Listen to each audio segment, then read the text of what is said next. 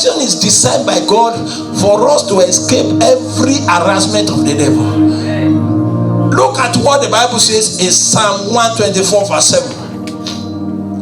Psalm 124 verse 7 says, our soul is escaped as a bird out of the snare of the fowlers. The snare is broken. That's what happened at resurrection. We escape death. Amen. And it's not just physical death. It's more than physical death. We are going to pray regarding everything that we already escaped as a result of resurrection. That's where I'm going. We are going to pray. I'm not here to, I have my sermon, but I don't want to bore you down. And that's why we go straight, because I've just told you resurrection is escape, a way of escape. We escape death. Amen. And death comprises of many things. But you are going to take it off from the very verse. He said, number one, you see, you look at Acts 27, talks about Paul on a voyage. That God already told him that it's going to be disastrous. But because you are in that trip, in that ship, I've given the life of everybody there to you. There will be no loss of life. Amen. That is Acts 27. You can take your time to read it. So, in other words, resurrection is a way of escape from disaster and calamity. Yes, sir. Disaster and calamity. So you are going to talk to God. That will not permit us. You can read it, you can write this scripture down. Psalm 103 verse 4. Psalm 103 verse 4. Acts 27:44, Acts 27:44, and Acts 28 verse 1. It talks about, the story I've just summarized to you. You are going to talk to God, because the truth of the matter is, we are getting out of COVID-19 by God's grace. But viruses that are worse than COVID-19 still going to come. I'm not a prophet of doom, but I'm talking according to the scripture. He said, as the coming of the Lord draw closer, evil will be on the increase. Nothing can change that, because it's already written. Evil will be on the increase.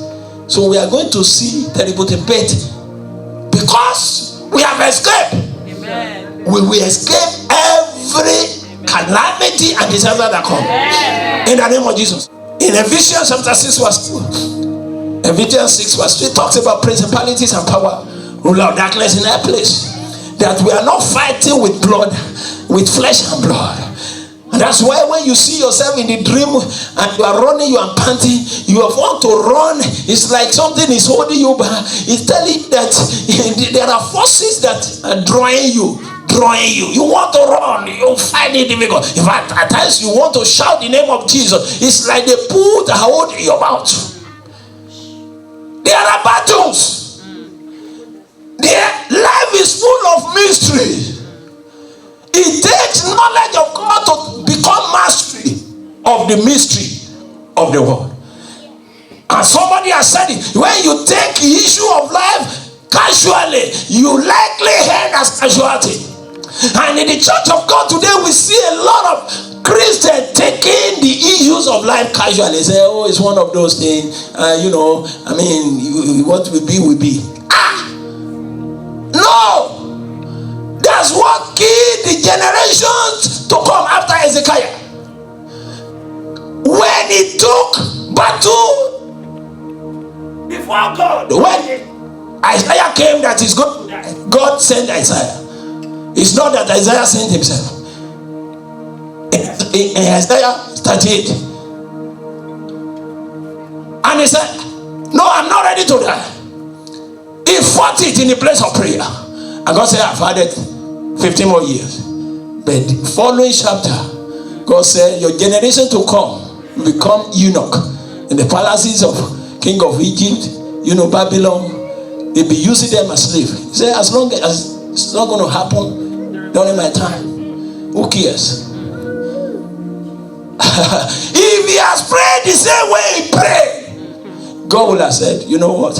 I changed my mind. Prayer changes things. Yeah. And that's why you are going to pray. I don't know the message they are giving to you, the conclusion.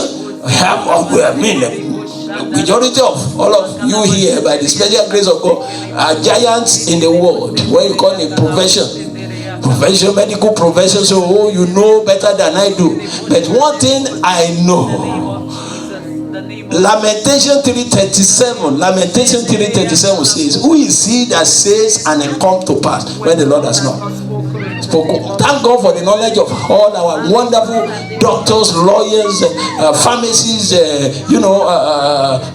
all other profession. Health profession as it were. But God still owns the liberty as creator to give divine verdict. What about captivity? Nehemiah 1:2, Isaiah 49 verse 25. Nehemiah 1:2, Isaiah 49 verse 25. Maybe we should just read Isaiah 49:25 and we use it to pray. Isaiah 49 verse 25. Captivity. There are a lot of things captivating us. Not only the adversary or devil shooting arrow of captivity, or maybe he is the underlying man behind the curtain. Anyway, if you are into addiction of one thing or the other, you are a captive of that thing. And even as Christians, we can be addicted to many things that can captivate us and limit us. If one is a gluttony, you eat and you become captivity of food, and it can destroy you, because what you eat is what you become. Your input becomes your output. So if you are addicted to too much sleep is good. 8 hours a day, according to the what do you call it, the experts now. But there are some people, they sleep their life away. There are things that may not be said particularly, but can limit you. Too much sleep can limit you. Procrastination can limit you. You supposed to do it today, I will do it tomorrow. It can limit you. There is nothing to do with that. It can, reinforce it that your eyes will not be open. Somebody told me, say, being born again does not change you from being dirty. You can be born again and still dress, be dirty in everything. You can be born again and still be a latecomer. You can be born again and still be a glutton. So, born again will not change that. You are the one who has to work on yourself. There are addiction that is not just drug addiction or pornography or all these things we see as big sin that limit us in life, that slow us down, that makes us to mock Calvary, the work that Jesus did. Because no Christian is supposed to be hewers of wood or drawers of water. We are meant to be head and not tail. One of the things that resurrection did is he caused us to escape pollutions, errors, man's philosophy, wrong doctrine, because he opened us up to himself. That by the reason of communion with him, breaking his bread, his body as bread and drinking of his blood as wine in Holy Communion, our eyes are open. I say one encounter that he had with the disciple, when he broke the bread like this, their eyes were open. They were able to know, because he said, in the last day perilous time will come. There will be all kinds of doctrine. It may be a little bit, I will just be a little bit way off. If care is not taken, if you don't have deep knowledge, you might fall a victim. And that's why Daniel 32:11 said, they that do know their God, they will be strong and will do exploits. So we need to be praying this prayer, that God, let me escape every form of error, pollution, corruption, philosophy of men, even as I continue in this journey of life. We say, Pastor, what are you talking about? Demons started well. He knew the right doctrine. One way or the other, he slipped off. Judas also started well. But when the doctrine of financial, worldliness, building empire, accumulating wealth, when it's now more important to him than the love of the master because of 30 seconds, he sold his master. And Jesus looked at him in the Garden of Gethsemane. He said, friend, he didn't say enemy. You betrayed me with a kiss. That was it. Probably I thought that Jesus will say, you did that with all I've done for you. I put you in the best position of my cabinet. And he said, friend, you betrayed me with a kiss. Because every disappointment from man is, if you believe and you are in God, is actually appointment with destiny. Amen. To take you to where God has prepared you. Romans 8:28 says everything works together for good for they that love God and that are called according to a purpose. When Joseph saw his brother in Egypt, they did not recognize him anymore. Those who do evil to you, they are past. They think they have succeeded and they go, but it sticks in your brain. It takes the grace of God to, when you remember, that's where forgiveness is. It's not that you will not remember, but when you remember, you don't remember with bitterness. You remember with praise to God that God used them to push you to your breakthrough. That's what Joseph said. He said, you meant him for evil, but God and then for good. If Judas have not betrayed Jesus, why would they arrest Jesus and kill Jesus? Let's talk about hell grave. We know we will die, of course. Nobody has come here to remain forever. Methuselah, 9-something years, he still died. And there's a power that can push man into a hell grave. I believe probably First King or thereabout that Elisha was sick to death and died. And after many years, you don't know how many years, that another person died and they were carrying his dead body to go and bury him in his own grave, because in Israel they dig your grave even before you are dead, just as Joseph the Arimathea did for, it's the grave of Joseph Arimathea that they eventually buried Jesus.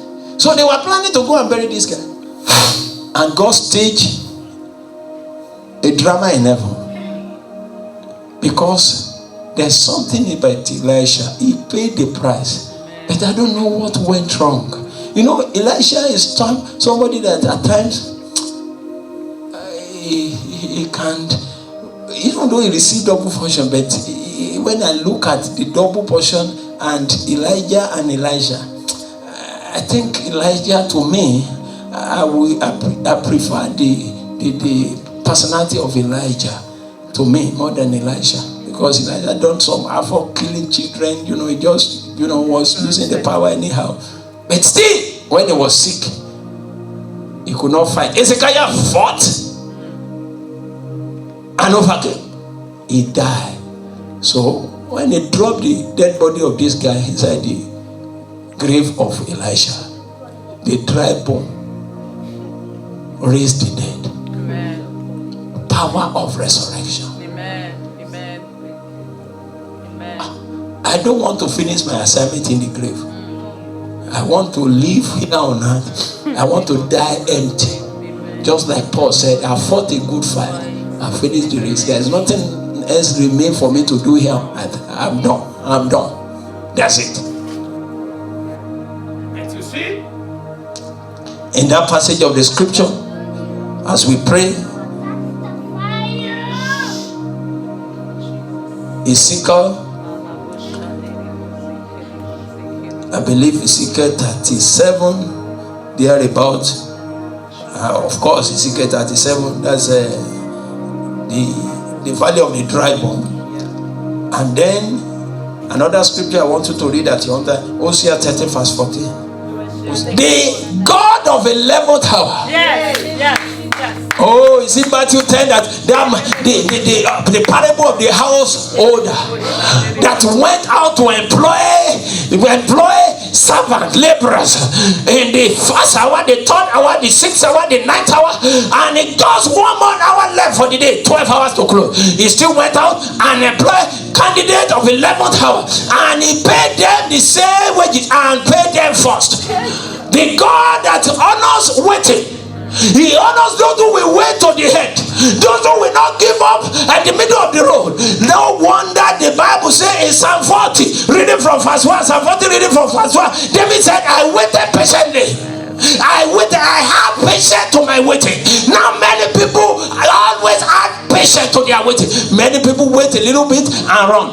Just like Saul, the first king in Israel. He lost his kingdom because he could not wait patiently. He waited for 7 days. 7 days was over. And he said, it's over. You wait until you get answer. You wait until you hear from him. Don't step out. He said, tarry ye in Jerusalem. Never step out. Because you step out before the power come down, you will be a mess. But when the day of Pentecost fully come, because they waited, the power of God came. And he became the greatest evangelist. 3,000 souls, 5,000 souls, they lost count. And people look at them and say, these are the people that turn their world upside down for God.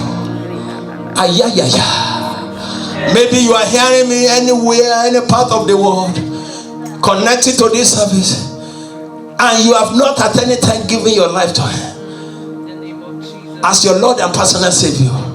The first thing that resurrection did for us is to escape the stink of death and sin, to escape, to have dominion over sin, because the end of sin is death.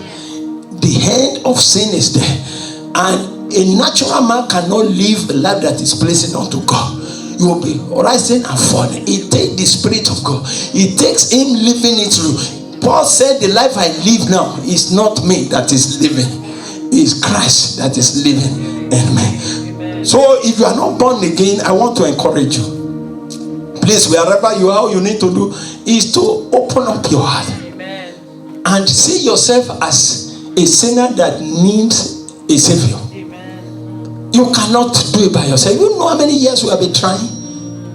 Or you backslided and you come back. You need to run back to him, just like the prodigal son. So just say it after me and say, Father, I come before you today the way I am. I am a sinner. I need you, the Savior. I open up my heart today. I repent of all my sins. And I ask that you forgive me.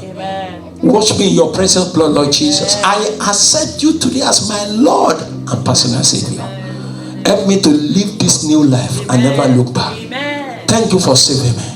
In Jesus' mighty name, we are praying. You know, there's a difference between Lord and Savior. Many people accept him as their Savior, but they don't accept him as their Lord. Or they accept him as their Savior and Lord in some area, not in some area. Lord means owner.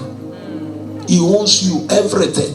You cannot say this is not going here. I'm still working on this. And in the next 5 years, we say to no, you have not accepted him as your Lord. Surrender all and you will see what he will make out of you.